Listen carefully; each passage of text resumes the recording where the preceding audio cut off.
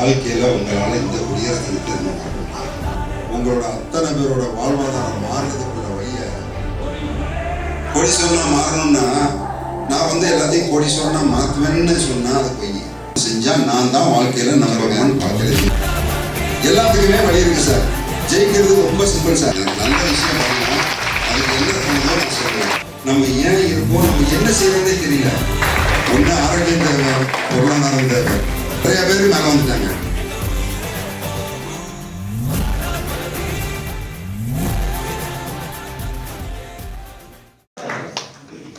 Sir வணக்கம். இன்னைக்கு குடியரசு தினம். எல்லாருக்கும் இனிய குடியரசு தின நல்வாழ்த்துக்கள். இது வரைக்கும் நம்ம நிறைய குடியரசு தினம் பார்த்துருக்கோம். வாழ்க்கையில் உங்களால் இந்த குடியரசு தினத்தை இன்னும் மறக்க முடியாது. என்ன காரணத்துக்காக சொல்றேன்னா, எனக்கு ஃபர்ஸ்ட் ரொம்ப சந்தோஷமான விஷயம், நம்ம ரைட்வே குடும்பத்தாரோட சேர்ந்து இன்னைக்கு குடியரசு தினம் கொண்டாடுறதுல சந்தோஷம். ரெண்டாவது விஷயம், இந்த குடியரசு தினத்தோட உங்களோட அத்தனை பேரோட வாழ்வாதாரம் மாறுறதுக்குள்ள வழியை கொஞ்சம் டிஸ்கஸ் பண்ண வந்ததுல இன்னொரு சந்தோஷம். அதனால இன்னைக்கு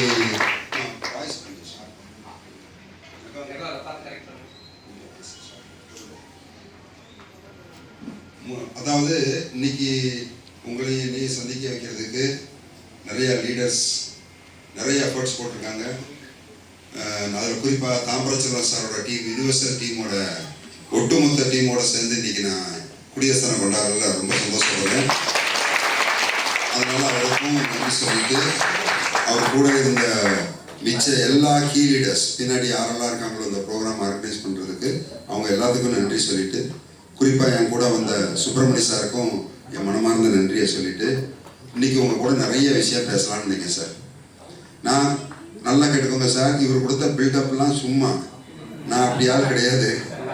நான் ஒரு பெரிய பேச்சாளரோ இல்லைன்னா அந்த எழுதி வச்சு ப்ரீ பிளான்டாக வர்ற ஆளோ கிடையாது. நல்ல விஷயம் பண்ணுறதுக்கு என்ன தோணுதோ நான் சொல்லுவேன், அவ்வளோதான். எனக்கு நல்ல விஷயம் பண்ணணும், அதுக்கு என்ன தோணுதோ நான் சொல்லுவேன். அதில் ரைட்டாக இருந்தால் ஏற்றுக்கோங்க, தப்பாக இருந்தால் என்னை சுட்டி காட்டுங்க. எதுக்குன்னா அடுத்தோட நான் தெரிஞ்சுக்குவேன். நான் எப்படி சார் கொஞ்சம் அவங்க கூட கொஞ்சம் ஃப்ரீயாக பேசலாமா இல்லை கொஞ்சம் எச்சரிக்கையாக பேசணுமா? கொஞ்சம் ஃப்ரீயாக பேசலாம்னு சுதந்திரம் கொடுத்தீங்கன்னா நான் பாட்டுக்கு பேசிக்கிட்டே இருப்பேன் ஜாலியாக. இல்லை கொஞ்சம் ரெஸ்ட்ரிக்ஷன் கொடுத்தீங்கன்னா கொஞ்சம் எச்சரிக்கையாக பேசுவேன். உங்கள்கிட்ட பதில் வேணும் சார், ஃப்ரீயாக பேசுகிறேன். ரொம்ப சந்தோஷம் சந்தோஷம் சந்தோஷம் எனக்கு சார். இன்னைக்கு ஒரு நோக்கம் சொல்லிடுறேன் சார். ஒரே விஷயம்தான், நீங்கள் எல்லாம் வாழ்க்கையில் கோடீஸ்வரனாக மாறணும். அதில் எந்த மாற்றம் கிடையாது. இது சும்மா சொல்கிறதுக்கு இது இல்லை. கோடீஸ்வரனாக மாறணும்னா நான் எல்லாத்தையும் கோடீஸ்வரனாக மாற்றுவேன்னு சொன்னால் அது பொய். நான் சொன்ன விஷயத்தை புரிஞ்சுக்கணும். நீங்கள் எல்லாம் கோடீஸ்வரனாக மாறணும். யார் நினைச்சா மாற முடியும் சார்? நான் நினைச்சா மாற முடியுமா, நீங்கள் நினைச்சா மாற முடியுமா சார்? நான் மாற்றிடுவேன்னு சொன்னால் பொய். நீங்கள் மாறணும் அப்படின்னா நீங்கள் நினைச்சா மட்டும்தான் மாற முடியும். நான் இன்னைக்கு ஒரு நோக்கம் தெரியுமா?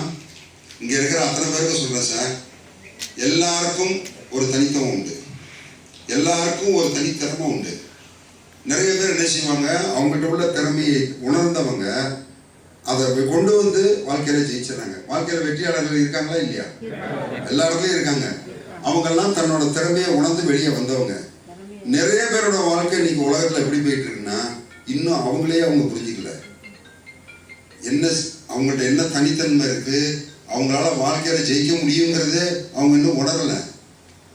நான் இன்னைக்கு பேச வந்ததோட நோக்கம், ஏதாவது ஒரு உந்துதல் இருந்தால் மட்டும்தான் நமக்கு அடுத்த கட்டத்துக்கு போக முடியும். நமக்கு ஒரு லிஃப்ட் வேணுமா வேண்டாமா? இன்னைக்கு நான் பேசுற விஷயத்துல ஏதாவது ஒரு விஷயம் உங்க பிரெயின்ல ஒரு ஸ்பார்க் ஏற்பட்டுச்சுன்னு வைங்களேன், அந்த ஸ்பார்க் உங்களுக்கு லிஃப்டரா மாறிடும். அது லிஃப்டரா மாறிச்சுன்னா உங்க வாழ்க்கை மாறிடும். நான் பேச வந்தது இன்னைக்கு ஒரு நாள் ஃபுல்லா உங்க கூட பேசலாம்னு நினைக்கிறேன். அது இன்னைக்கு சாயங்காலம் வரைக்கும் உள்ள ஏதாவது ஒரு வார்த்தை உங்க பிரெயின்ல ஒரு ஸ்பார்க்கை ஏற்படுத்தி அது மூலியமா உங்க வாழ்வாதாரம் மாறிடுச்சுன்னா முதல்ல சந்தோஷப்படாம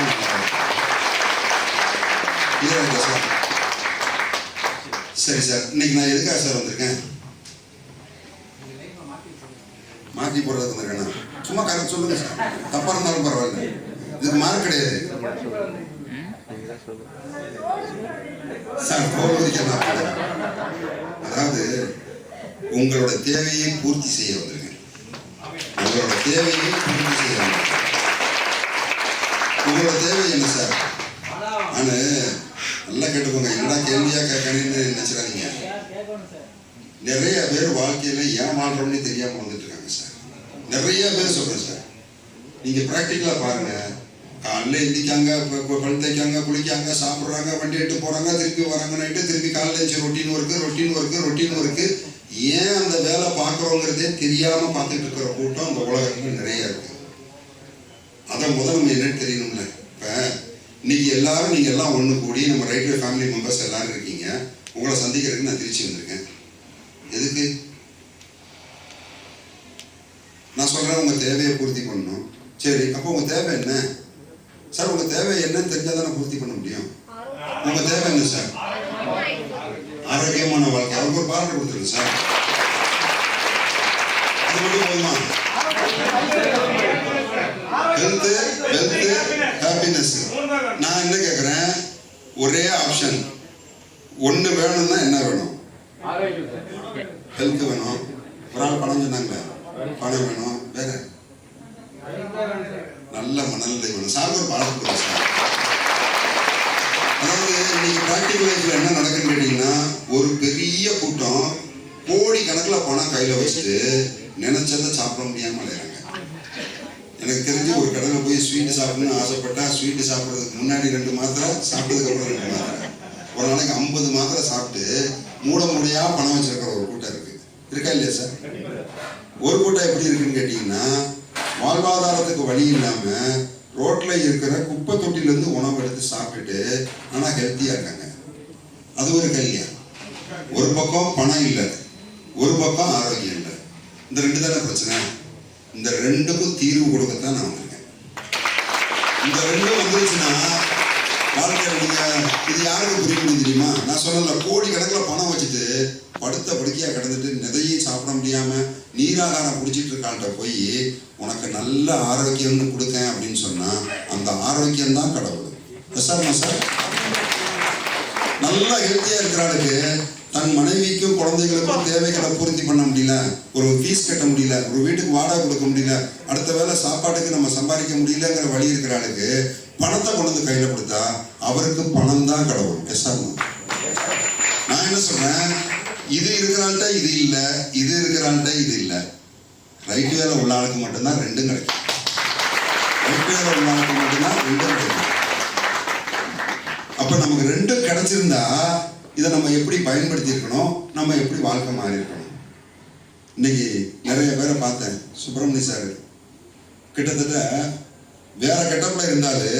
இன்னைக்கு நாங்கள் பார்க்கும்போது அவ்வளோ சந்தோஷம். ஒரு கோட்டு 25,000 ரூபாய்க்கு மாட்டுறாரு. அதோட கொடுமை, நான் வந்து நிற்கிறேன், நேராக என்னை கூப்பிட்டு போய் கார் பார்க்கிங் கூட்டு போனேன். ஹாலுக்குள்ள வர்றதுக்கு முன்னாடி, சார் நேற்று தான் நான் ஒரு கார் டெலிவரி எடுத்தேன், இந்த இருக்கு பாருங்க கார், புது காருன்னு சொல்லி ஒரு 25 லட்சம் கார், வண்டி நம்பர் 3. இதில் என்ன பியூட்டின்னா என் கார் நம்பர் 3. அப்போ என் கார் நம்பர்லேயே நான் பிளாக் கலர் பென்ஸ் வச்சிருக்கேன். அதே பிளாக் கலர்ல இன்னொரு கார் 3ஆம் நம்பர் வாங்கி கொண்டு வந்து நிப்பாட்டிட்டு நான் வாங்கியிருக்கேன் சார்னு சொல்லும் போது எனக்கு எப்படி இருக்கும் சார்? சந்தோஷமா இல்லையா?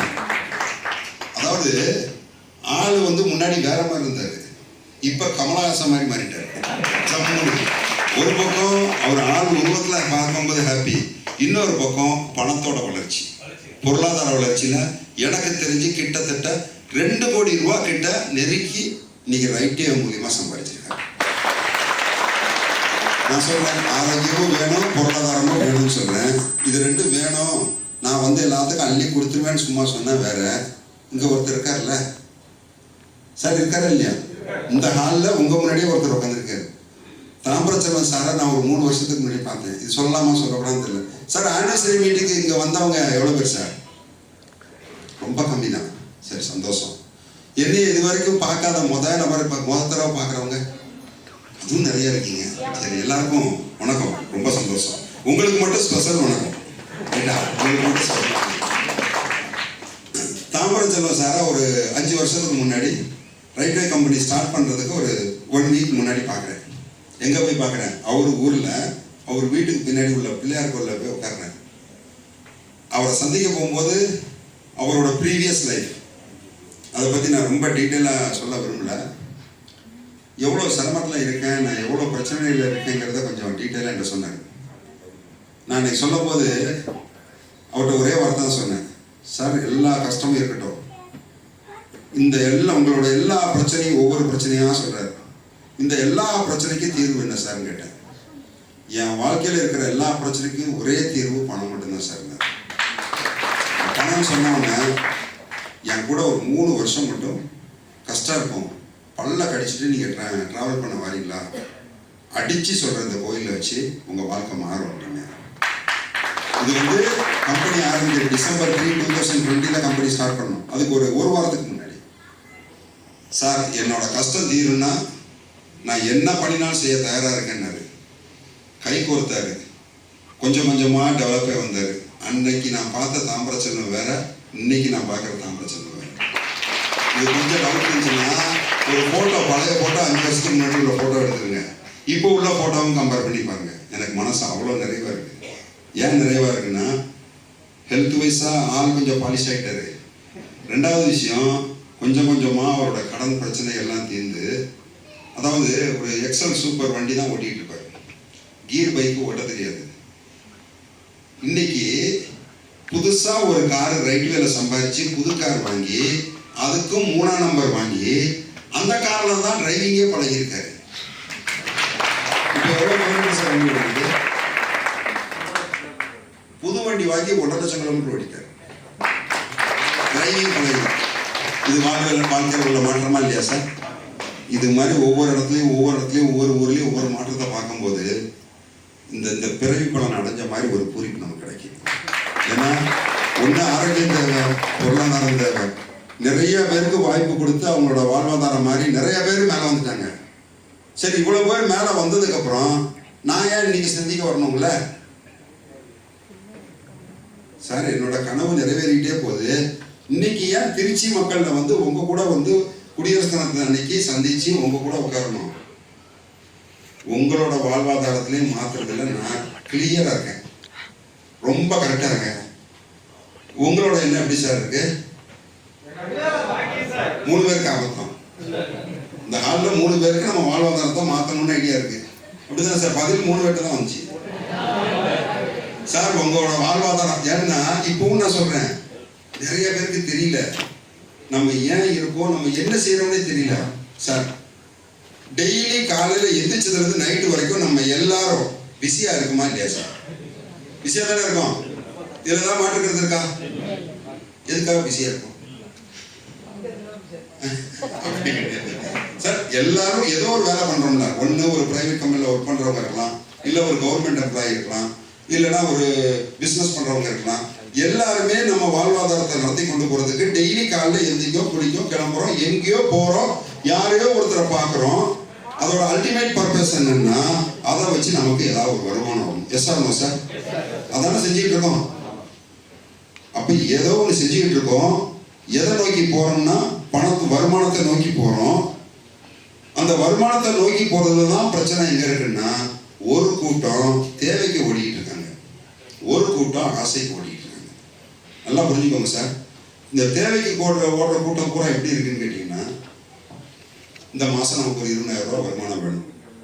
இருந்தால் 1ஆம் தேதி ஆச்சுன்னா நம்ம வீட்டு வாடகை கொடுத்துடலாம், பிள்ளைங்களுக்கு 5ஆம் தேதினா ஃபீஸ் கட்டிடலாம், ஒய்ஃபுக்கு ஏதாவது எமர்ஜென்சி மெடிக்கல் எக்ஸ்பென்ஸ்னால் ஃபேஸ் பண்ணிக்கலாம், பெற்ற தாய் தாப்பனை கவனிக்கிறதுக்கு அவங்களுக்கு மெடிக்கல் எக்ஸ்பென்ஸ் ஒரு தனி செலவு வேணும். கண்டிப்பாக 1ஆம் தேதி ஆனால் ஒரு 20,000 ரூபாய் இருந்தால் தான் நம்ம லைஃப்பை ரன் பண்ண முடியும். இந்த 20,000 ரூபாய் எப்படியாவது வேணுமேனு அதை நோக்கி ஒரு கூட்டம் ஓடிக்கிட்டு இருக்கு. Sir no sir? அவங்க மைண்டில் என்ன இருக்குது? இந்த மாதம் 20ஆம் தேதி 1ஆம் தேதி 20,000 ரூபா வந்தாச்சுன்னா அப்பா இந்த மாதம் ஃபுல்ஃபில். அடுத்த மாதம் அந்த 20,000 நோக்கி வருது, அடுத்த மாதம் 20,000 நோக்கி. இந்த 20,000ங்கிறது ஒரு வருஷம் கழிச்சு ஒரு 25,000 கிடைச்சா அப்போ கொஞ்சம் ஹாப்பி. ஆனால் திருப்பி ஓடுறது என்ன? தேவைகளை பூர்த்தி செய்யறதுக்கு மட்டும். நான் என்ன சொல்கிறேன், ஒரு கூட்டம் வாழ்ந்துட்டு இருக்கான் சார். இந்த ஆனிவர்சரி மீட்டுக்கு வந்தவங்களுக்கெல்லாம் தெரியும், அந்த கொடைக்கானல் ஸ்டெர்லிங் ரிசர்ச் ஹோட்டலில் எப்போ இருந்துச்சு, நம்ம ஒரு நாள் ஜம்முன்னு ஜாலியா என்ஜாய் பண்ணிட்டு வந்துட்டோம். நம்ம ஆனிவர்சரி செலிப்ரேஷன் ரெகுலரா அங்கேயே தங்கி அங்கேயே ஜாலியா என்ஜாய் பண்ற பெரிய பெரிய கோடீஸ்வரங்க ஏகப்பட்ட பேர் ஒரு ராஜ வாழ்க்கைய வந்துட்டு இருக்காங்க. இந்த கொடைக்கானல் போகும்போதெல்லாம் நான் பார்ப்பேன், அந்த பஸ் ஸ்டாண்டு கிராஸ் பண்ணும் போதெல்லாம் அந்த குளிர்ல வந்து ஓரமா ஒரு துண்டை விரிச்சு படுத்துருக்கிறவங்க இருக்கான். அவனுக்கு என்ன ஒரு 200 ரூபா செலவழிச்சு ஒரு ரூம் போட்டு படுக்க முடியாத கண்டிஷன்ல ஃபினான்ஷியலா இருக்கான். ஒரு சிலர் என்ன செய்யறாங்க, ஒரு 500 ரூபா பணம் கொடுத்து ஒரு ரூம் போட்டு அவங்க கம்ஃபர்ட்டாக இருக்கிறதுக்கு ஒரு கூட்டம் இருக்கு. ஒரு குரூப் என்ன இருக்காங்கன்னா லக்ஸரியாகவும் இருக்கணும், கம்ஃபர்ட்டாகவும் இருக்கணும், காஸ்ட்லியாகவும் இருக்கக்கூடாது. அதிகபட்சம் நான் என் ஒய்ஃபு என் பிள்ளைங்க போனால் ஒரு 2000 ரூபா ரூம் ரெண்ட் கொடுத்து நான் ஒரு 3 நாள் கொடைக்கானலை சுற்றி பார்த்துட்டு வரணும்னு தங்குற ஆளும் இருக்கு. இன்னொரு கூட்டம் எப்படி இருக்குன்னா, ஒரு நாளைக்கு ரூம் வாடகைன்னா நான் 20,000 ரூபா தான் கொடுப்பேன். ஒரு நாளைக்கு நான் வந்து ஒரு பிரேக்ஃபாஸ்ட் அப்படின்னா 5000 ரூபா பில் கட்டி தான் சாப்பிடுவேன். லஞ்சுன்னா 10,000 ரூபா பில் கட்டி தான் சாப்பிடுவேன். சார் இப்படி வாழ்ற கூட்டம் இருக்கா இல்லையா? சார் சவுண்ட் கேட்கல இருக்குல்ல. நான் என்ன சொல்றேன், 20,000 ரூபா ரூம் போட்டு தங்கினா தான் நான் தங்குவேன். அங்கதான் என் ஒய்ஃபை தங்க வைப்பேன், அங்கதான் என் பிள்ளைங்களை தங்க வைப்பேன், அவங்களுக்கு என்ன தேவையோ நான் வாங்கி கொடுப்பேன், திருப்தியா கவனிக்கங்கிற கூட்டமும் வாழ்ந்துட்டு இருக்கு. 200 ரூபா கூட ரூம் ரெண்ட் கொடுக்க முடியாம பஸ் ஸ்டாண்டுக்கு முன்னாடி படுத்துக்கிற கூட்டமும் இருக்கு. இந்த ரெண்டுமே யார் கையில இருக்கு? அவங்கவுங்க கையில தான் இருக்கு. நான் என்ன சொல்றேன், இன்னைக்கு நம்ம தேவைக்கு டெய்லி காலைல பிஸியா ஓடிட்டு தான் இருக்கோம்.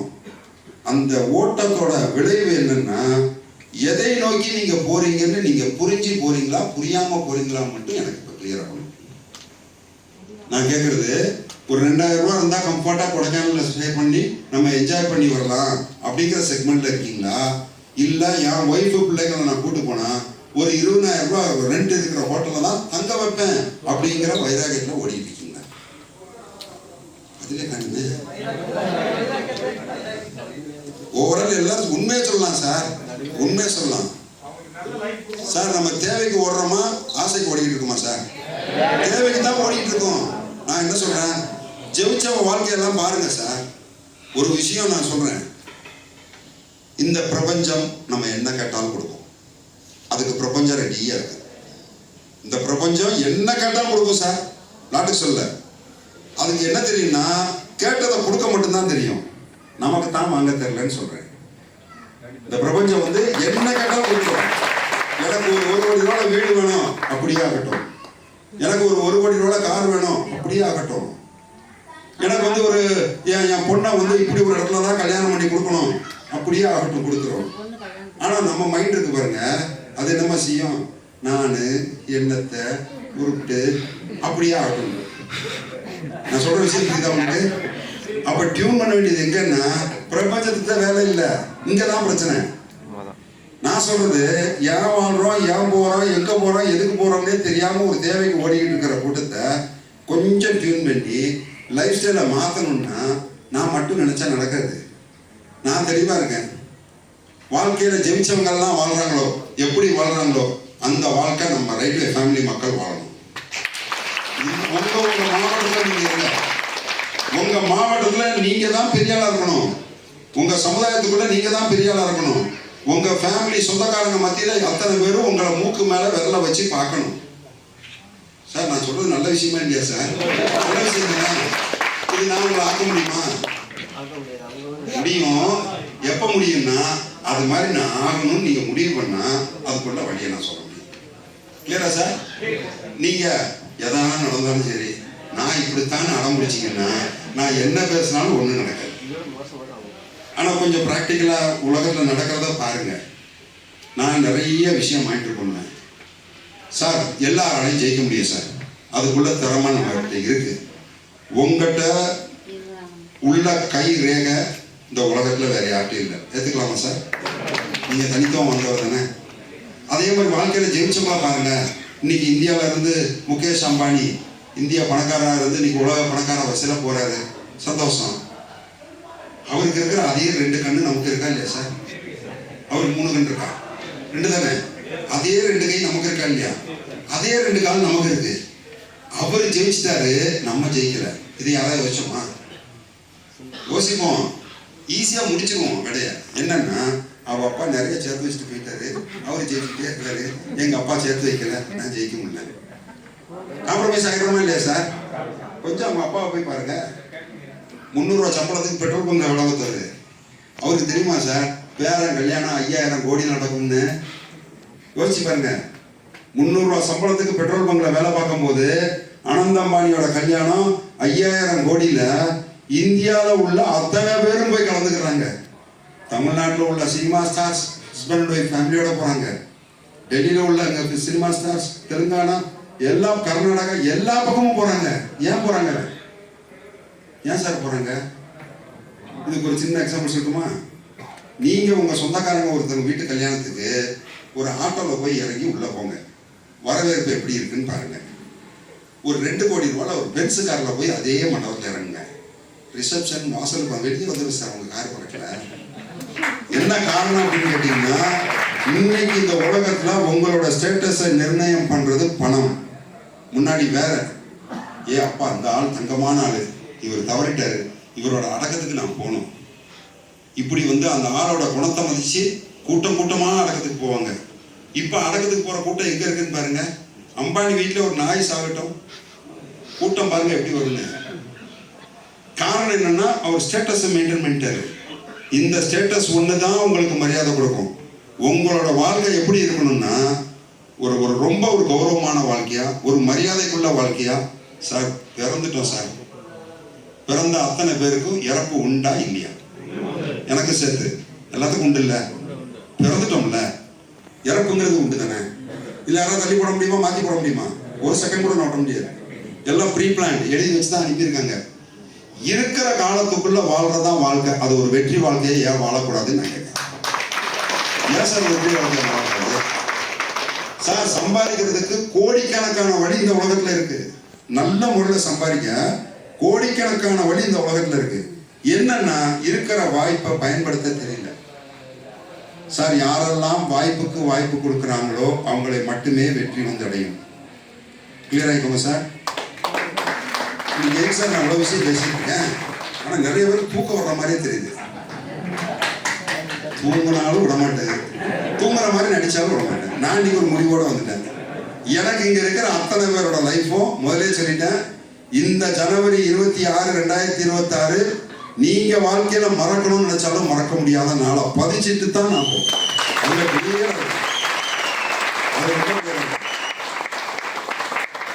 என்ன செய்யணும்னா, கொஞ்சம் சம்பாதிச்சவங்க லைஃப் எல்லாம் பாருங்க, வாழ்க்கையில ஜெயிச்சவங்க லைஃப் எல்லாம் பாருங்க.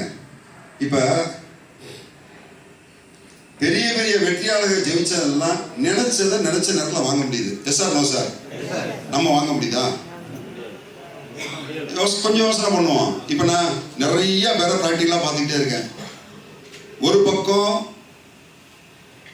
இங்களுக்குள்ள இருந்து திருச்சி ஊருக்குள்ள வரேன். போன வட்டம் நான் வரும்போது ஒரு ஏரியாவில் ஒரு சலூன் கடை இருந்துச்சு. இந்த வட்டம் நான் வரும்போது பார்க்க அங்கே பலசர கடை இருக்குது. அந்த சலூன் கடைக்காரன காரணம் எங்கே போயிட்டாரு? 2 விஷயம்தான். ஒன்று, இங்கே வியாபாரம் கம்மியாக இருக்குன்ட்டு தனக்கு தெரிஞ்ச தொழில் எடுத்துட்டு வேற ஒரு இடத்துல போய் தொழில் பார்க்க போயிருக்கணும். இல்லைன்னா அவரே என்ன செஞ்சிருப்பாரு, இந்த தொழிலில் லாபம் கம்மியாக இருக்குன்னு சொல்லி வேற தொழிலை மாற்றிருப்பாரு. இதான் நடக்கு. ஆனால் நான் சொல்ற ஒரு விஷயம் யோசிச்சு பாருங்க. எல்லாத்துக்குமே வழி இருக்கு சார். ஜெயிக்கிறது ரொம்ப சிம்பிள் சார். பணம் சம்பாதிக்கிறது ரொம்ப சிம்பிள் சார். பணம் சம்பாதிக்கிறது கஷ்டம்னு யார் சொல்லுவான்னு கேட்டா, பணம் சம்பாதிக்காம கஷ்டப்படுவான் பாருங்க, அவன்கிட்ட போய் நீங்க பணம் எப்படி சம்பாதிக்கிறது ஈஸியா கஷ்டமானு கேளுங்க, கஷ்டம்னு சொல்லுவான். பணம் பல லட்சம் கோடிகள் சம்பாதிச்சவன்கிட்ட போய் பணம் சம்பாதிக்கிறது ஈஸியா கஷ்டமானு கேட்டா அவர்கிட்ட என்ன சார் பதில் வரும்? பணம் சம்பாதிக்கிறது ரொம்ப ஈஸின்னு சொல்றேன். நான் சொல்றது ஈஸியான விஷயத்துக்கு ஏன் கஷ்டப்படணும்னு கேட்கிறேன். நான் கேட்கல, நியாயம் இருக்கா இல்லையா சார்? ஈஸியா இருக்க போய் தானே அத்தனை லட்சம் கோடி சம்பாதிச்சிருக்காங்க, நிறைய பேர் சம்பாதிச்சிருக்காங்களா இல்லையா? அப்போ பணம்ங்கிறது முக்கியம். அதை ஈஸியா சம்பாதிக்கிறதுக்கு உள்ள வழி எப்ப தெரியணும்னா, கஷ்டப்பட்டு சம்பாதிச்சவன் எப்ப ஒருத்தன் ஈஸியா பணம் சம்பாதிக்கிறதுக்கு என்ன செஞ்சானோ அதே விஷயத்த நம்மளும் செஞ்சா நம்ம கஷ்டப்பட்டு சம்பாதிக்க ஈஸியா சம்பாதிக்க ஆரம்பிச்சிருவான். அவங்களுக்கும் புரியல, எனக்கு கைவிடாம பண்ணலாம். சம்பாதிக்கிறது ஈஸி தான். ஈஸிங்கிறது எப்படின்னு தெரிஞ்சா தானே சம்பாதிக்க முடியும் சார். அது இன்னும் புரியுற மாதிரி சொல்ற மாதிரி சொல்லுமா? இப்ப நான் உலகத்திலே நம்பர் 1 திருடனாகணும்னு நினைக்கிறேன். நான் என்ன செஞ்சா போதும்? திருடம் கூட சேரணும். ஏற்கனவே இருக்கிற உலகத்தில் நம்பர் 1 திருடம் ஒருத்தர் இருப்பான் பாருங்க. அவன் என்ன செஞ்சானோ அதை காப்பி அடித்து நான் அப்படியே செஞ்சா நான் தான் நம்பர் 1. இல்லை ரைட்டா? உலகத்திலே நம்பர் 1 கொலகாரன் ஆகணும். ஏற்கனவே ஒரு நம்பர் 1 கொலகாரன் இருக்கான். அந்த கொலகாரன் என்ன செஞ்சானோ அதை அப்படியே காப்பி அடிச்சு நான் அப்படியே செஞ்சா நான் தான் நம்பர் 1 கொலகாரன். எடுத்துக்கலாமா சார்? கெட்டதை விட்டுருவோம். இப்போ நான் என்ன சொல்றேன், வாழ்க்கையில நம்பர் 1 ஜெயிச்சவன் என்ன செஞ்சானோ அதை பார்த்து கண்டுபிடிச்சு நம்மளும் அதை செஞ்சா நான் தான் வாழ்க்கையில நம்பர் 1 வாழ்க்கையில ஜெயிச்சேன். சார் நம்ம செய்ய முடியுமா முடியாதா? செய்ய முடியுமா முடியாதா சார்? சின்ன எக்ஸாம்பிள் சொல்லிட்டேன். 300 ரூபா சம்பளத்துக்கு பெட்ரோல் பங்க்ல வேலை பார்த்தவனோட பேர கல்யாணம் 5000 கோடி செலவுல நடந்திருக்கு. நான் பேசுறதுல ஏதோ ஒரு ஸ்பார்க் ஆகி இங்க ஒருத்தர் லைஃப்ல டெவலப் ஆகி உங்களோட பேர கல்யாணம் நாளைக்கு 5000 கோடி கல்யாணம் நடந்துச்சுன்னா அந்த ஒண்ணு போது ஏன்னா இந்த உலகத்துல வாய்ப்பு அவ்வளோ கொட்டி கிடக்கு. காலத்தை கடத்திக்கிட்டு இருக்கோம். ஏன் வாழ்றோம்னே தெரியாம வாழ்றோம். ஏன் உழைக்கோம்னே தெரியாம உழைக்கிறோம்.